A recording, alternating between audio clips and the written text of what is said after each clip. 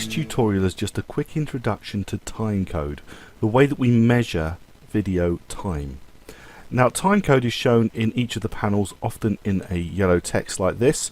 You can see it up here in the program monitor and here in the timeline. And when we start playing, if I just push the spacebar to start playing, you'll see that timecode starts to go through. And the way to read it is simply this: frames. These two here are the number of frames. Now I'm on a PAL system, so that's 25 frames per second. The first frame is frame 0, and it goes up to 24, and when it clicks over back to 00, we've got 1 second. So if I was to read this at the moment, I would say 3 seconds and 20 frames. So frames, 0 to 24 for a PAL system, 0 to 29 for an NTSC system, or 29.97 frames per second, or a 30 frames per second system, and then it would click over to 1 second. So frames, seconds, minutes, hours. But also this particular box is a great way of navigating to a particular place. So if I click in this box and I want to go to 20 frames, at the moment I'm at 3 seconds and 20 frames, if I just type 20 and hit enter, my playhead is instantly locked to 20 frames. But say I wanted to get to 20 seconds instead. I click in the timecode box, do 20 and then point, and then enter, and I go to 20 seconds. But say I want to go to 1 minute, go 1.0 point, so I want to go to 1 minute 0 seconds. I don't actually need to put the frames in here unless I want to specify them.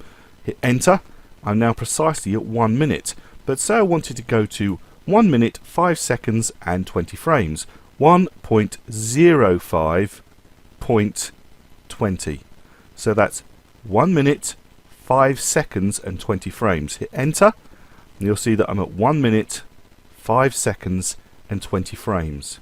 So timecode is a way of jumping around your production to get to exactly where you need to get to. So at the moment I could click into this dialog box here and do the similar thing. So I want to go to 2 minutes 3 seconds and 20 frames. I can go to 2 minutes 3 seconds 20 frames, enter, and you can see that the playhead has jumped to precisely that point. So timecode is a way of showing us where we are in time, because obviously video is progressing in time. We need to know where we are.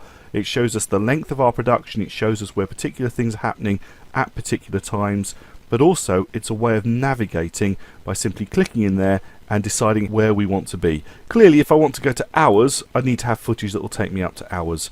You can see here, if I just zoom in a bit, that my work area is going to go to a maximum of 2 minutes 8 seconds and 2 frames. So I'm not going to be able to go up to hours, but if you had hours in there, then it's similarly, you just need the extra point. So you do hours, point minutes, point seconds, point frames, and then you would navigate to precisely where you wanted to be.